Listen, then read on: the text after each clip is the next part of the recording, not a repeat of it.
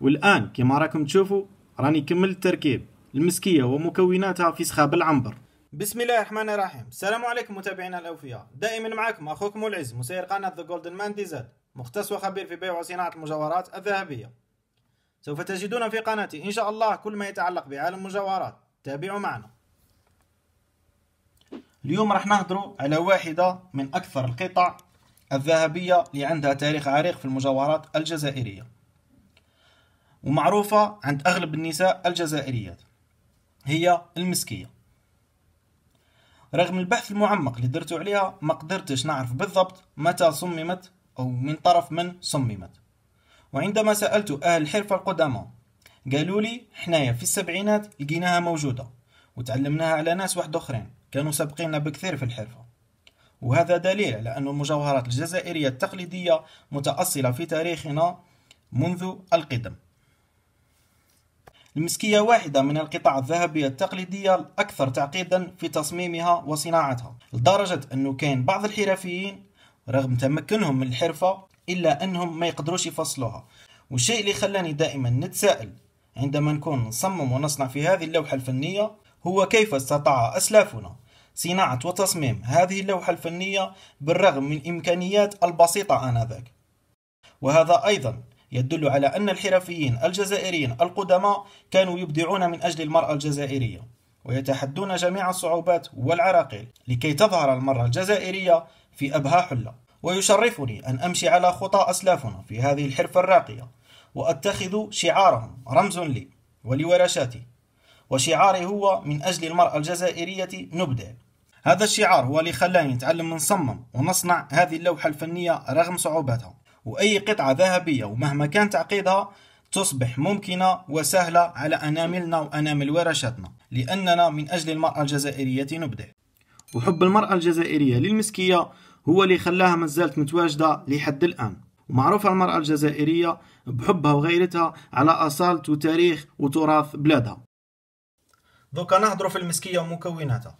المسكية يتبعوها الحسك والجعب والمخاطف، هذه المكونات الأصلية تاع المسكية. أما المرأة الجزائرية والحرف الجزائري على مر السنين ومر العصور بداوا يغيروا فيها وعادوا يلبسوها أيضا مع اللويز ومع المعشات تاع اللويز في بلاصة الحسك والجعب. ثم كل منطقة وعندها اللبس الخاص بها. أما اليوم راح تشوفوا معايا المسكية كيفاش تتلبس مع معشات لويز ومع المخاطف. هذم هما المخاطف. اللي مازال معرفش المخاطف وين يجيو والمعشات تاع لويز وين يجيو يكمل معايا فقط الفيديو ودركا يفهمني واش راني نقول. وكل واحد يكتب لنا متابعيني القطع او مكونات المسكية واش تسموها في المنطقة تاعكم. اكتبوا في جانب التعليقات في الاسفل هكا باش تعود كاين تبادل الثقافات، يعني لان الجزائر كبيرة ثم كل منطقة عندها تسمية خاصة بالمكونات تاع المسكية. اكتبونا في جانب التعليقات واش تسموا المكونات والقطع تاع المسكية في المنطقة تاعكم، هكا باش نستفادوا من بعضنا كامل. لأن المسكية قطعة ذهبية قديمة في تاريخنا العريق ومرت على عصور وأجيال، أصبح عندها الكثير من طرق اللبس، واليوم الأغلب راهم يلبسوا فيها في سلسلة كرافاش كما اللي راكم تشوفوا فيها هنا، وكانوا يلبسوها ثاني قبل مع سلسلة الحوتة تاع الفتلة، فيكم كثير يعرفها، وكانت تلبس أيضا مع سخاب الجوهر. أما الطريقة القديمة فيهم كامل كانت تلبس المسكية مع سخاب العنبر اللي هو هذا. وركن بعد تشوفوه مليح وعود واضح أكثر في الصورة. كانت تلبس قلنا المسكية مع سخاب العنبر والحسك والجعب والمخاطف. هذا هو اللبس يعني الأصلي لها. كي خرجت المسكية قبل الخلاص هذا هو اللبس تاعها، كانت تلبس كيما هكا. واليوم حبيت نعاود نحيي ونجدد ونذكركم باللباس الأصلي والتقليدي للمسكية، بحيث راح نركبها في سخاب العنبر مع معشات لويز في مكان الحسك والجعب، وأيضا راح نركبوها مع المخاطف. تبعوا معايا الفيديو دوكا توضح لكم الصورة أفضل. واللي ما يعرفش سخاب العنبر هذا هو سخاب العنبر. دركا نعتلكم كيفاش نركبوا سخاب العنبر مع المسكية والمعشات تاع لويز والمخاطف.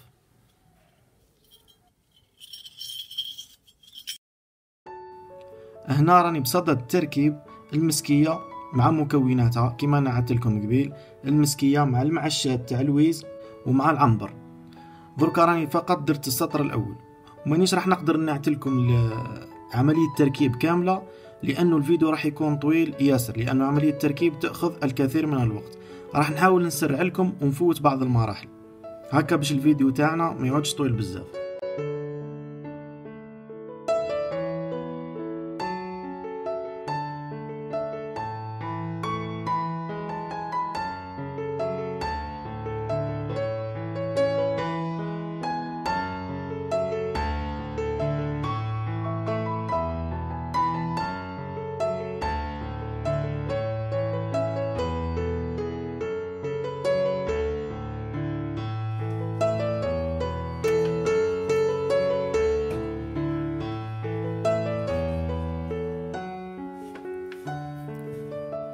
وهكذا دوكا نزيدو نعقدو الخيط هنا وندخلو معشة حتى نكملو السطر الاول.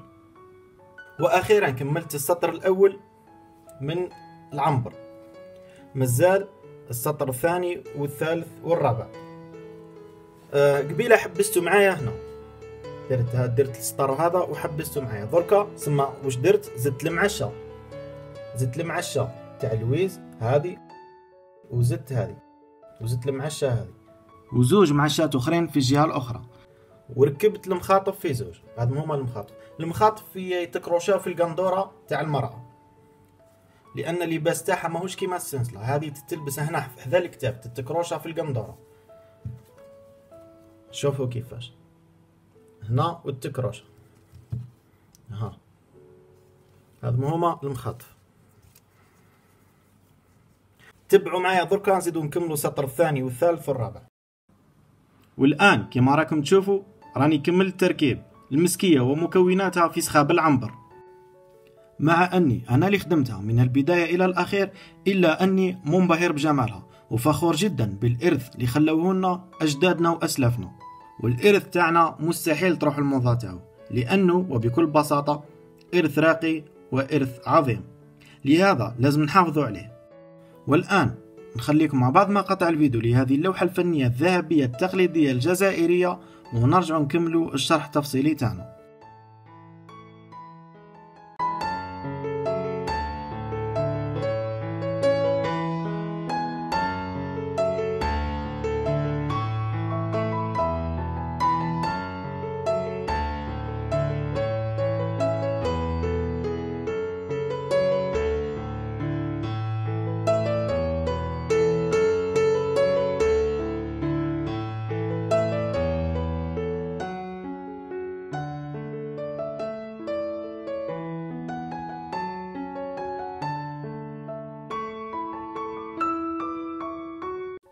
والآن بعد ما شفتوا بعض مقاطع الفيديو لهذه التحفة الفنية الذهبية التقليدية الجزائرية، نكملوا شرح تفصيلي تاعنا. اولا طريقة اللبس تاعها راهي مختلفة اخوتي، ما تلبسش كيما السنسلة. هذه راهي تتلبس اولا هذم يقولوا لهم المخاطف. اكتبوا لي في جانب التعليقات في الاسفل واش تعيطوا لهم نتوما في المنطقة تاعكم.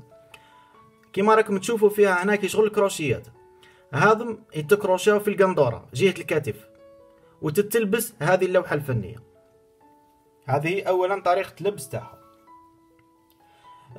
اما الطرق تاع التركيب تاعها، طريقة التركيب تاعها انا اختصرتها نوعا ما وما نعدتها لكمش كامل لانها طويلة. اذا حابين ندير لكم حلقة تفصيلية كيفاش يتركب سخاب العنبر، اكتبوا لي في جانب التعليقات في الاسفل، وبربي ان شاء الله في الحلقات القادمة نعتلكم كيفاش يركب. والان نهضروا في القطع الاخرى، يعني مكونات المسكية الاخرى كما قلت لكم عليها. مكونات المسكية يا خاوتي، المسكية راهو فيها راهي تلبس مع عدة مكونات، كاين اللي يلبسوها مع الويز وكاين اللي يلبسوها مع المعشات كيما هاك، وهي في الاصل راهي تتلبس مع الحسك كيما اللي راكم تشوفوا فيها في الصورة. ثم في بلاصة المعشات تاع الويز يجيو الحسك. اما بالنسبة للطول تاعها راهو قادر يكون اطول من هاك. هنا كيما راكم تشوفوا 1 2 3، كاين اللي يدير حتى 4، وكاين اللي يدير حتى 5 على حساب رغبتك انت الاخت، على حساب الرغبة نتاعك يجي الطول تاعها.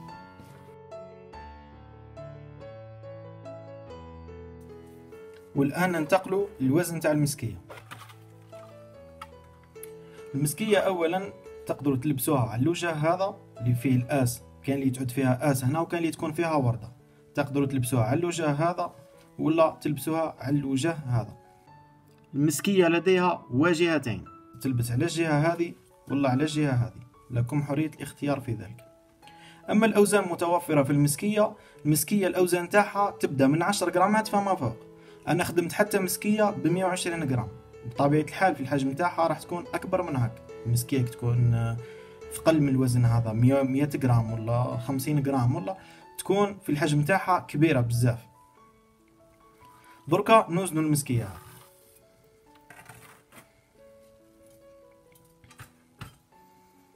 المسكية هذه الوزن تاعها 25.5. كاين اللي تحب تلبس المسكية مع سنسلة كرافاش. دوكا نزيدو نوزنوها هي والسنسلة. الميزان تاعها هي والسنسلة 35.5. وإذا راح تلبسيها مع المخاطف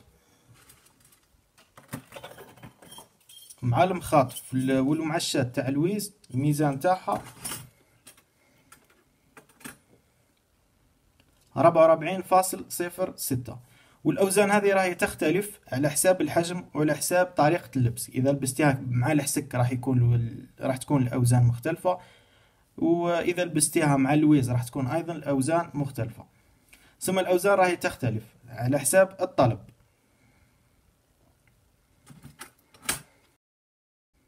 هذه يعني المسكية تعتبر متوسطة يعني في الميزان تاعها. والآن نكونوا لحقنا نهاية الحلقة تاع اليوم. إن شاء الله نكون ساهمت ولو بجزء صغير في إعادة إحياء تراثنا وذكرتكم به، واللي ما يعرفوش عرفتوا به. هذا راه من تراث الجزائري الأصيل، وعمره ممكن أكثر من قرن. هذا التراث تاعنا وتاع بلادنا، وهذا خير دليل على تاريخنا العريق. اللي عنده أي استفسار يخليه لي في جنب التعليقات في الأسفل، واللي يحب يتواصل معنا والله يتعامل معنا ما عليه غير يتصل والله يزور واحد من محلاتنا. راني مخلي أرقام هواتف متاجرنا وعناوينهم في آخر الفيديو. واللي يحب يتواصل معايا ما عليه غير يراسلني عبر الانستغرام أو الفيسبوك، راني مخلي روابط تاعهم في صندوق الوصف. هنا نكونوا لحقنا نهاية الحلقة تاع اليوم. إن شاء الله الفيديو يكون عجبكم، واللي مازال ما دارش ابوني